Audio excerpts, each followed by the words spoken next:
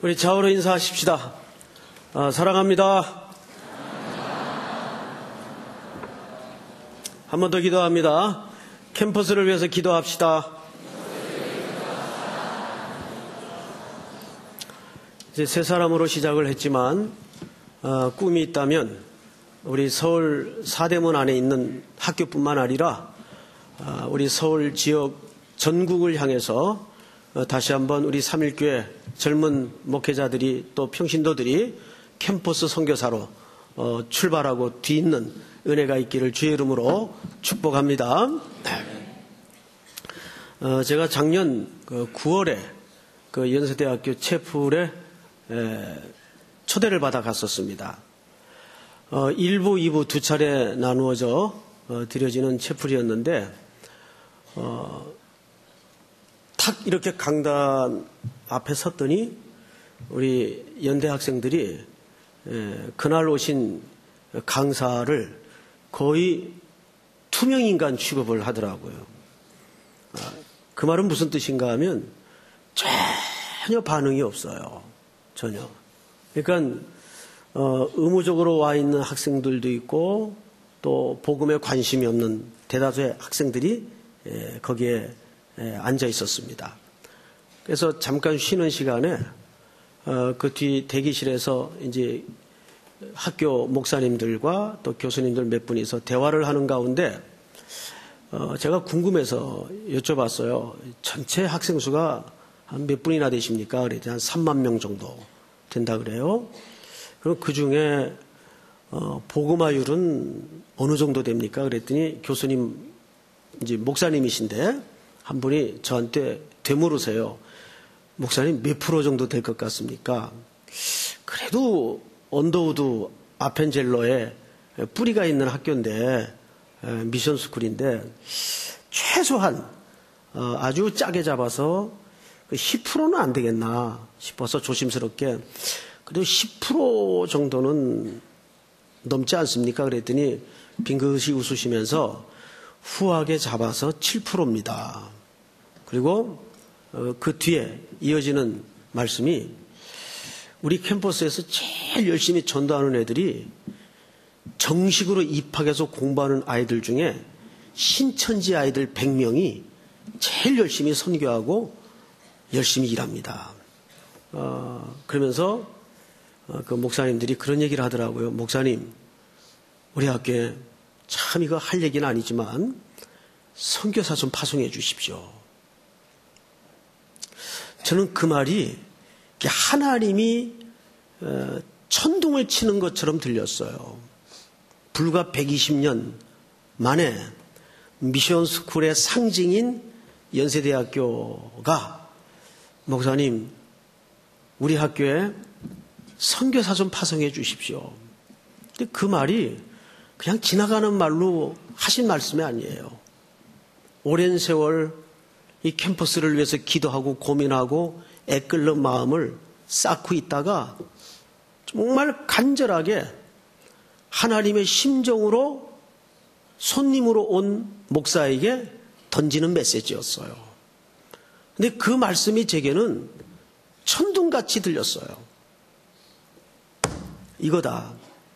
그렇지. 미션스쿨 그 기준이 이제는 소용이 없다. 무의미하다. 복음을 들어야 될 학생들이 있다면 선교사 보내야지. 아멘. 여러분 세계적인 유명한 전도자인 빌리 그레암 목사님을 아실 겁니다. 이제는 그분이 사역의 현장을 떠났지만 퇴임할 무렵 어느 젊은 목회자들이 와서 물었어요.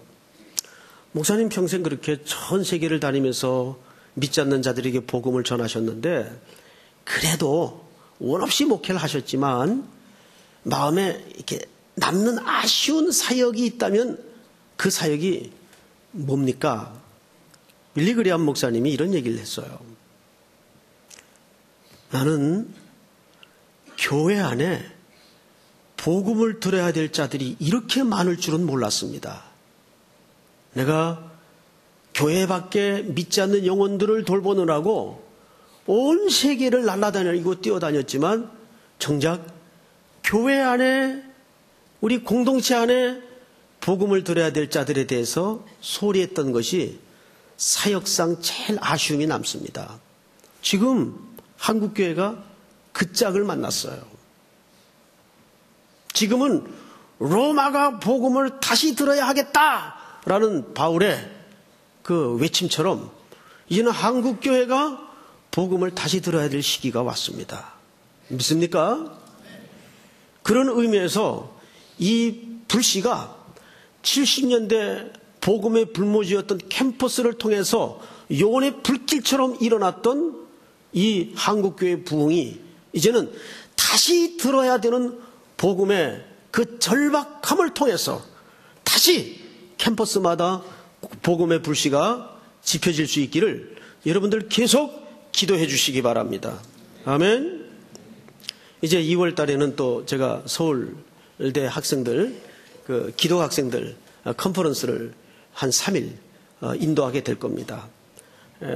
캠퍼스가 부르는 현장이라면 열리를 제치고 갈 겁니다. 어디든 갈 겁니다. 몇 명이 모였든 갈 겁니다. 지금은 우리가 안일하게 앉아있을 그런 형편이 안 돼요. 숙대는 복음으로 숙대밭을 만들어야 되고, 아멘?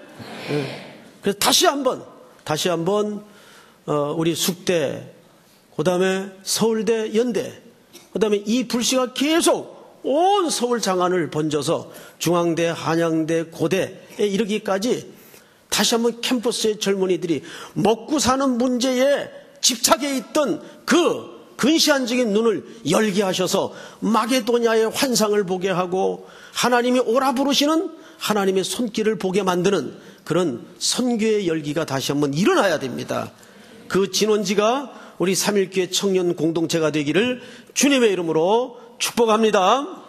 자, 오늘은 우리 요한복음 10장 마가복음 강의를 잠깐 중단하고 16절을 통해서 캠퍼스 선교를 해야만 되는 4가지 이유에 대해서 간략간략하게 말씀을 좀 나누도록 하겠습니다. 자, 16절을 보세요. 우리 한번 봉독을 했지만 전체가 한 음성으로 같이 읽겠습니다. 시작.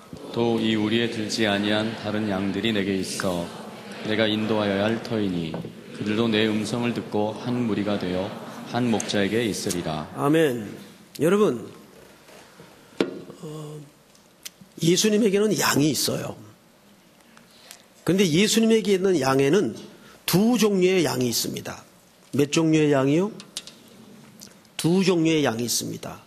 한 종류는 여러분들입니다. 이미 우리 안에 들어와 있는 양들입니다. 그런데 오늘 16절에 보니까 또 이 우리에 들지 아니한 다른 양들이 내게 있어. 우리에 들지 않은 다른 양은 누구 양입니까? 예수님 양입니다. 그 양을 예수님은 내 양이라고 말합니다. 아멘. 캠퍼스에는 7, 8%의 우리의 들은 양이 있지만 93%, 95% 기독대학이 7%라면 일반 대학은 더 할 거 아니에요. 거의 95%, 96%에 해당하는 복음을 듣지 않은 양들이 있다고요.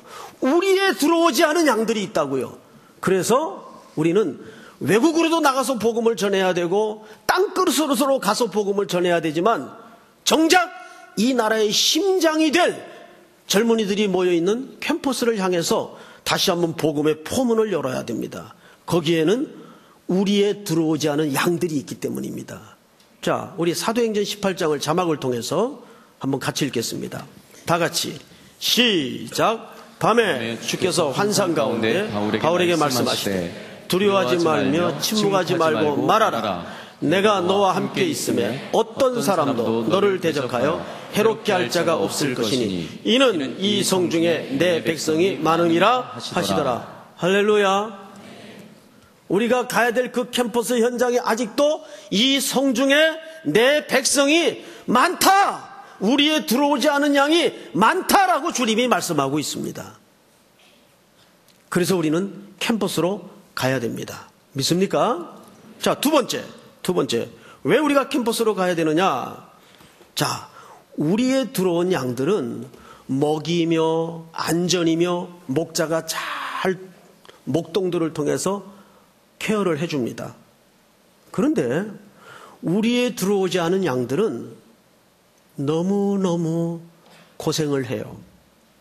어디가 길인지 몰라서 고생을 하고, 어떻게 살아야 될지 몰라서 고생을 하고, 무엇을 해야 될지 몰라서 고생을 하고, 찢기고 터지고 망가지고, 그리고 신기루를 붙쫓아서 온 밤을 잠 못 이루고 헤매고 다닙니다.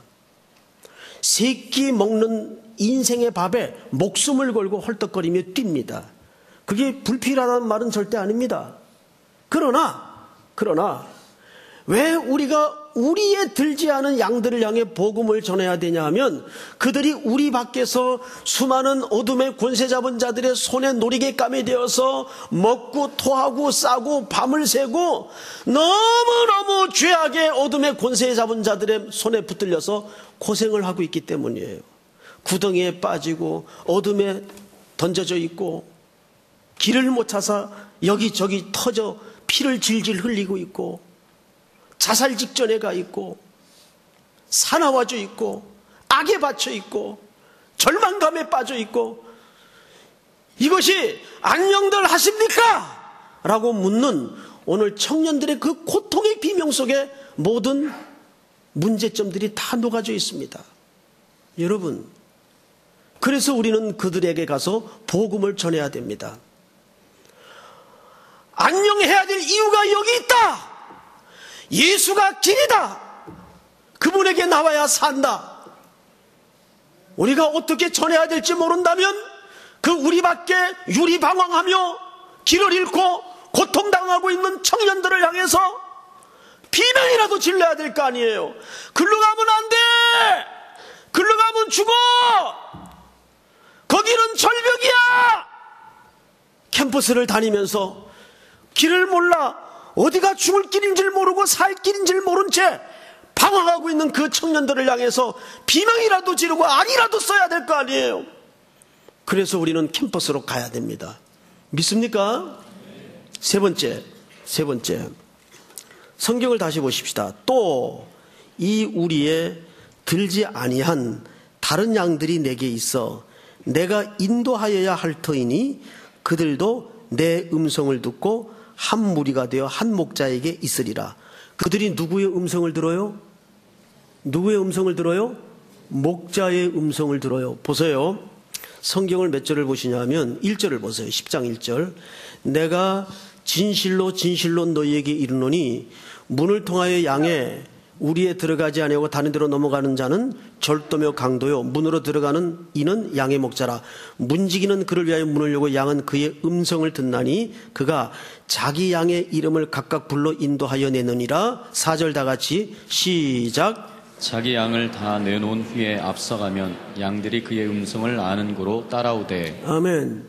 여러분, 양들은 하나님의 택한 우리 밖에 있는 양들은 누구의 음성을 듣게 돼 있어요? 목자의 음성을 듣게 돼 있어요. 신기하죠? 제가 수요 예배 시간인가 언젠가 말했지만은 제가 다니던 학교가 사당동에 있었어요. 세계적인 명문대학인 총신대학교라고 있습니다. 사당동에.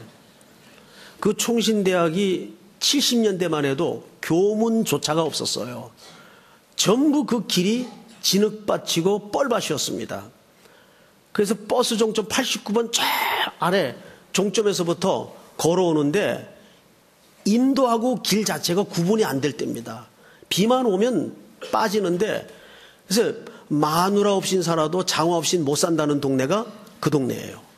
그렇게 이 진흙밭이 심했습니다. 교문도 제대로 없고.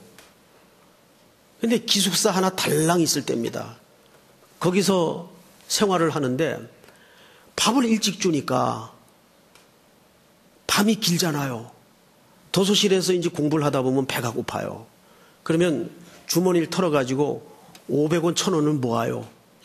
그리고 주전자를 들고 막걸리를 받으러 가는 게 아니고 그 산동네 양을 치는 집사님 댁으로 갑니다. 양젖을 사러. 그러면 한 주전자에 500원에 줘요. 전도사님들 배고프니까 많이들 드시라고. 그거 받아다가 논아서 먹곤 했습니다. 그래서 그 집을 자주 갔어요. 그 양치는 목사님, 집사님 댁을. 한날은 그 당시 유행했던 드라마 중에 똑순이라는 아이가 나오는 드라마가 있었어요. 똑순이. 예, 연식이 오래된 분들은 기억을 할 겁니다. 이 집사님이 그러더라고요. 자기가 이 양들 한 50마리 있는데 이름을 다 붙여놨대요. 그런데 이 중에 똑순이라는 애가 있대요. 저를 보고 불러보라 그러더라고요. 그래서 똑순아, 그랬더니 양들이 되게 고개를 이렇게, 눈이 나쁘니까 고개를 땅에다가 이렇게 쳐박고 있습니다. 이렇게 다녀요. 똑순아, 고개를 안 들죠. 전사님 이제 보세요. 그리고 이제 주인 집사님이 똑순아, 그러니까 그러면서 소리가 비슷했나요? 이것도 연습하고 나왔잖아요. 자기 주인이 부르니까 딱 고개를 들어요. 신기하죠? 그 다시 신경질이 나가지고 똑순아 그러니까 안 들어요. 자기 주인 음성만 들어요. 그게 양의 생리입니다. 여러분, 복음을 전한다는 것은 우리의 이해력이나 논리로 그 사람이 설득되는 게 아니에요. 우리가 복음을 전한다는 것은 이 조건이 본인에게 있지 않다는 얘기입니다. 이 조건이 외부에 있다는 얘기예요. 믿음도 마찬가지예요. 결국 하나님이 택한 우리 밖에 있는 양들은 하나님의 음성이 던져지고 음성이 선포되고 음성이 전해지면 그 음성을 어떻게 하게 돼 있다고요? 듣게 돼 있다고요. 믿습니까? 그 이야기를 예수님이 절묘하게 정확하게 이렇게 설명했어요. 앞으로 몇 장 넘겨서 요한복음 4장을 보세요. 4장.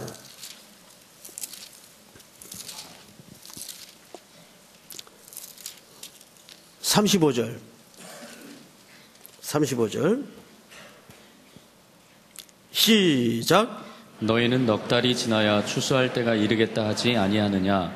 그러나 나는 너희에게 이르노니 너희 눈을 들어 밭을 보라. 희어져 추수하게 되었도다. 자, 앞을 보세요. 희어져 어떻게 되었다고요? 너희는 눈을 들어 밭을 보라.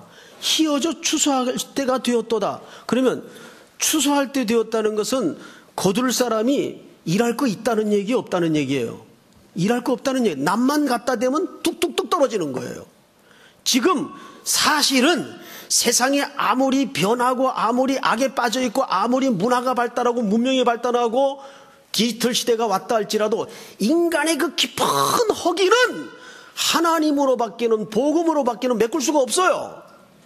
남만 갖다 대면 툭툭툭 떨어지게 돼 있어요. 믿습니까? 문제는 우리가 순종하느냐 안 하느냐의 싸움이에요. 두고 보세요. 이제 이 비록 3명으로 시작했지만은 연이어서 수백 명, 수천 명의 캠퍼스 선교사들이 이곳에서 일어나기를 주의 이름으로 축복합니다. 그렇게 일어날 줄을 믿습니다. 가서 전하면 돼요. 왜? 하나님의 택한 양들이라면 하나님의 음성, 목자의 음성을 듣게 돼 있다고요. 그게 우리 설득력이나 논리력이 아니에요. 또 듣는 자의 이해력도 아니에요. 이미 무르익었어요. 밤새 먹고 토하고 영적인 허기가 찰 때까지 찼어요. 이제 낮만 되면 베어지는 과정밖에는 남은 게 없어요. 낯 들고 폰만 잡아도 알았습니다 그러고 무너지는 거예요. 아멘. 그래서 복음을 전하는 자는 가장 중요한 것이 내용이 아니라 태도입니다. 담대하게 가는 거예요. 후회 없이 가는 거예요. 후퇴 없이 가는 거예요. 남김없이 쏟아놓는 거예요. 일은 누가 하세요? 이미 하나님이 희어져 추수할 때가 되도록 해놓았다고요. 믿습니까? 오늘날 교회들이 유람선이 되어서 이미 그 기능을 상실하고 있는 게 문제란 말이에요. 다시 한번 우리 속에 잃어버렸던 야성을 회복해서 온 전국의 골목의 캠퍼스마다 다니면서 예수 그리스도의 푸른 복음의 깃발을 회복할 수 있는 선봉이 되기를 주님의 이름으로 축복합니다. 무슨 일을 하든지 중간에 서면 안 돼요. 선봉에 서야 돼요. 선봉. 아멘. 앞장서야 돼요. 앞장서는 사람이 이뻐요. 무슨 일을 해도. 우리가 어떤 공동체나 조직에서도 일을 시켜보면 앞장서서 제가 할게요 그러는 사람이 이쁘지 않아요. 그렇죠? 예. 앞장서시기 바랍니다. 멈칫하지 마시기 바랍니다. 무조건 저요 하시기 바랍니다. 예. 다시 초등학교 1학년 때 동심으로 돌아가서 주님 눈망울을 바라보면서 저요 하시기 바랍니다. 연습합시다. 다 같이 저요. 아멘. 오늘 휠 받았어요. 마지막으로 우리 로마서 10장 자막을 보십시다. 본문이 좀 깁니다. 교독합니다. 유대인이나 헬라인이나 차별이 없음이라 한 분이신 주께서 모든 사람의 주가 되사 그를 부르는 모든 사람에게 부여하시도다. 시작. 누구든지 주의 이름을 부르는 자는 구원을 받으리라. 그런즉 그들이 믿지 아니하는 이를 어찌 부르리요? 듣지 못한 이를 어찌 믿으리요? 전파하는 자가 없이 어찌 들으리요? 15절 시작. 보내심을 받지 아니하였으면 어찌 전파하리요? 기록된 바 아름답도다 좋은 소식을 전하는 자들의 발이여 함과 같으니라. 아멘. 가서 전하는 자가 있어야 들을 거 아니에요. 들어야 믿음은 어디서 나와요? 들음에서 나오기 때문에. 기생 라합이 어떻게 구원을 얻었어요? 하나님에 대한 소문을 듣고 구원을 얻었어요. 믿습니까? 여러분 캠퍼스로 가서 보세요. 여기 대학생들은 이제부터 이들이 선봉에 섰다면 그 뒤만 따르면 돼요. 이제 이 숙대생들 손 들어보세요. 숙대생들 안 왔어요 오늘 밤에? 여기 진장 20분은 다음 주부터 밤에 숙대생들 전부 모시고 오세요. 숙대생 진중의 숙대생들을 다 깨워서 숙대생들을 모시고 오세요. 가서 전해야 그들이 듣고 구원을 얻습니다. 믿습니까? 자, 그래서 성경은 우리를 뭐라고 얘기하냐 하면 따라서 합니다. 복음의 빚진 자. 이 이야기를 제가 조금 더 리얼하게 설명을 할게요. 제가 결혼을 하고 나서 집 가운을 뭐라고 지었는가 하면 빚지지 말고 살자라고 지었어요. 실제로 이유가 있었어요. 저는 빚하면 진저리가 나는 사람이에요. 저희 어머님은 빚을 아주 많이 지셨어요. 물론 30에 과부가 되셔서 어린 사남매를 키우시느라고 빚을 지셨어요. 제가 중학교 때 산동네 살았는데 학교 끝나고 그 산동네 제일 골목 끝집이 저희 집이었는데 물론 그 문간방에 살았죠. 거의 집에 도착할 쯤이면 골목 밖으로 집안에서 빚쟁이들이 몰려와가지고 어머니하고 싸우는 소리가 들려요. 돈 내놓으라고. 어머님이 화재도 많이 나고 평화시장에서 옷장사를 하다가 화재를 많이 겪었어요. 그래서 빚을 많이 졌어요. 아주 풍성하게 졌어요. 천문학적인 숫자를 진 거예요. 그 당시. 그게 억대. 제가 중학교 때 억대니까 얼마나 그게 상상이 안 가는 액수죠. 그럼 저는 어린 마음에 집에 못 들어갑니다. 엄마랑 막 다른 아줌마들이랑 또 어떤 때는 부부가 와가지고 욕을 하고 싸우고 들어눕고 안 가고 집에 빨간 딱지 붙여놓고 이 난리를 치니까 그 중학생이 들어가고 싶겠어요? 그러면 다시 학교로 가요. 그러면 어둠이 내리고 컴컴할 때까지 텅 빈 운동장 스탠드에 앉아가지고 별별 생각을 다 해요. 우리 어머니는 왜 이렇게 빚을 많이 졌을까? 뭐 한다고 그렇게 빚을 졌을까?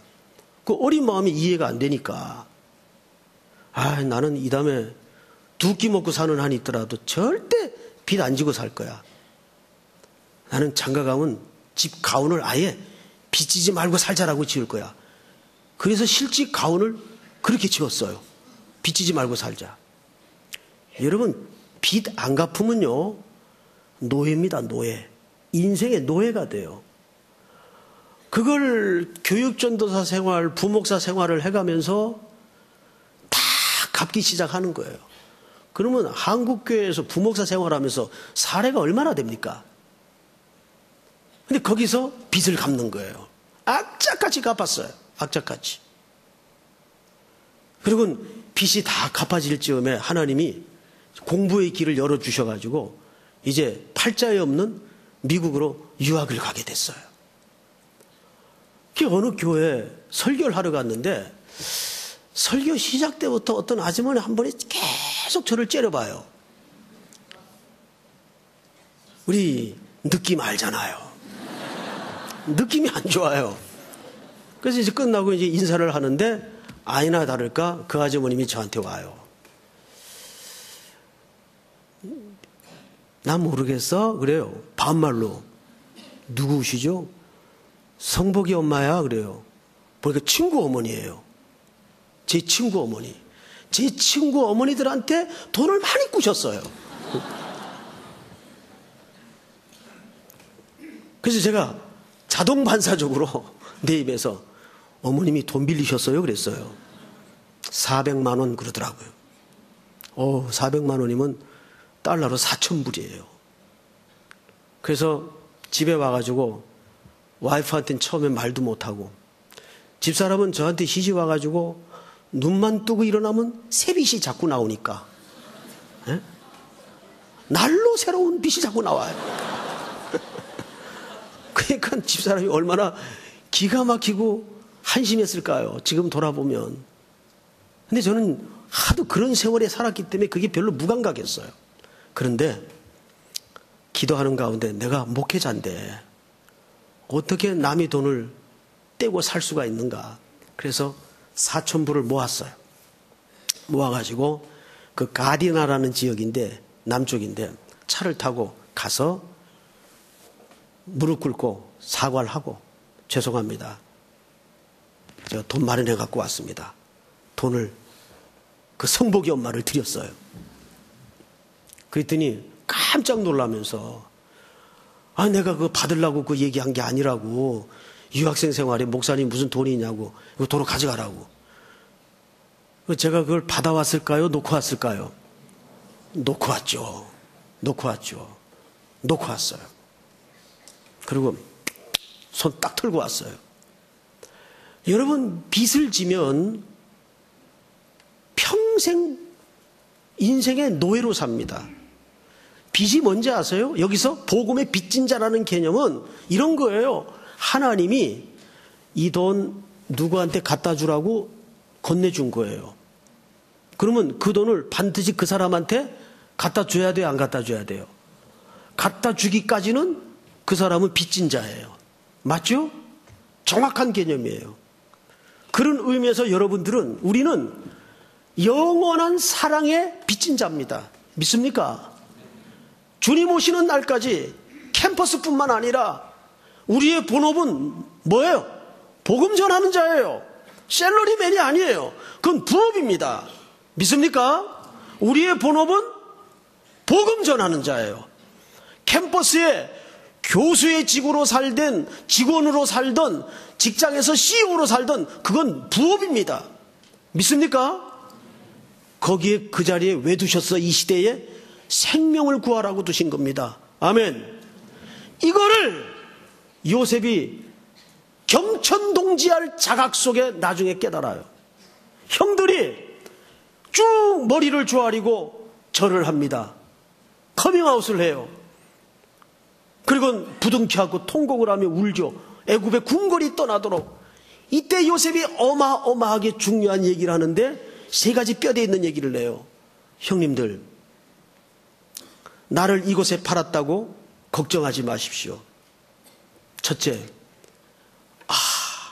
이게 하나님이 하신 일이었구나. 그제서야 조각조각 끊어져서 이해가 안 되던 퍼즐들이 쫘르륵 맞춰지기 시작합니다. 아, 이게 하나님이 하신 일이었구나. 이거를 몰랐을 때는 나는 재수가 없고 팔자가 기구하고 저 형 못된 놈들 때문에 내가 이 애굽에 팔려온 줄 알았는데 하나님이 나를 이곳에 팔아버린 게 아니라 보내셨구나. 이때야 파송이라는 인식이 들어왔어요. 인생의 굵은 그림이 그때야 쫙 머릿속에 들어오는 거예요. 내가 여기 재수가 없어서 끌려온 게 아니라 내가 성적이 모자라서 이 학교에 오고 내가 실력이 스펙이 떨어져서 이 직장에 들어온 게 아니라 하나님이 보내신 자리였구나. 그때부터 아침 햇살이 달라지는 겁니다. 아침마다 맞았던 신선한 바람이 여느 날 아침에 그 신선한 바람이 아니에요. 다른 세상이 열리는 거예요. 믿습니까? 하나님이 나를 보내셨구나. 하나님이. 오늘도 우리는 평생 이 복음의 빚진 자로, 부름받은 자로, 사도적 사명을 가지고 하나님 앞에 캠퍼스로, 일터로, 내일은 통영으로 떠나는 여러분들이 될 수 있기를, 우리 삼일교회 모든 성도는 주님 오신 날까지 계속 캐리어 가방 들고 떠나야 돼요. 떠나야 돼요. 아멘. 다 일어나십시다. 지금은 엘리야 때처럼 우리 찬양합시다.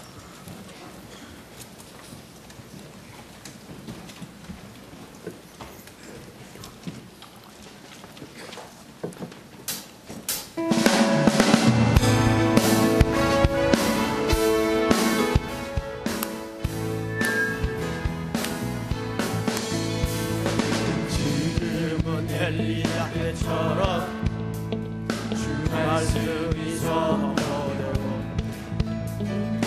주의 종 모세의 때와 같이 언약이 성취되네. 그 전쟁과 기근과 핍박 환난 날이 다가와도 우리 광야에 외치는 소리 주의 길을 예비하라. 보라 주님 구름 타시고 나팔 불 때에 다시 오시네. 외치세 은혜의 길 시온에서 구원이 나네. 또 에스겔의 환상처럼 마른 뼈가 살아나며 또 주의 종 다윗의 때와 같이 예배가 회복되네. 추수할 때가 이르러 그 이어졌네. 우리는 추수할 일꾼 되어 주 말씀을 선포하니. 보라 주님 구름 타시고 나팔 불 때에 다시 오시네. 모두 외치세 은혜니 시온에서 구원이. 지금은 엘리야 때처럼, 지금은 엘리야 때처럼 주 말씀이 선포되고,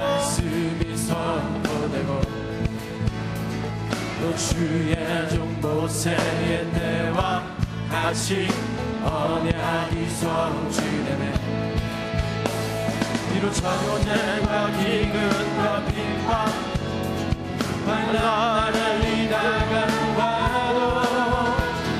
우리의 광야에 외치는 소리 주의 길을 예비하라.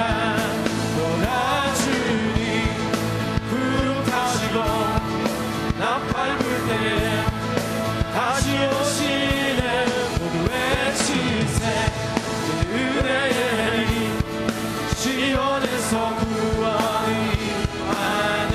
에스겔의 환상처럼, 또 에스겔의 환상처럼 마른 뼈가 살아나며 또 주의 종 다윗의 때와 같이 예배가 회복되네. 추수할 때가 이르러 늘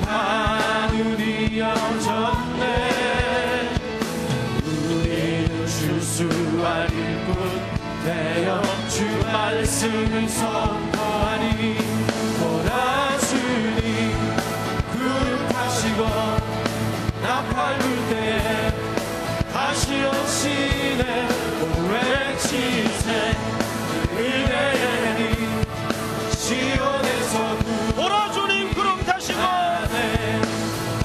주님 구름 타시고 나팔 불 때에 다시 오시네 오늘 외치세 은혜니 시온에서 구원이 나네.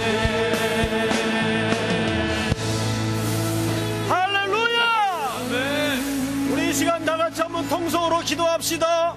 하나님, 이 땅에 무너져가는 캠퍼스를 엘리야 때와 같이 성령의 임재가 하나님의 새로운 부흥이 보여지게 하시고 하나님의 놀라운 임재를 말씀의 은혜를 통해서 드러나게 하여 주시옵기를 원합니다. 오늘 파송되는 3명의 선교사들에게 성령을 무장케 하여 주시고 삼일교회의 역사를 위해서 쓰임받는 교회가 될 수 있도록 도와주시고 우리 캠퍼스가 살아나고 에스겔 골짜기의 마른 뼈들이 여호와의 군대가 되어서 일어나는 환상을 보게 하여 주시옵소서. 우리 주여 주여 주여 부른 다음에 손을 기도합시다. 주여 주여 주여.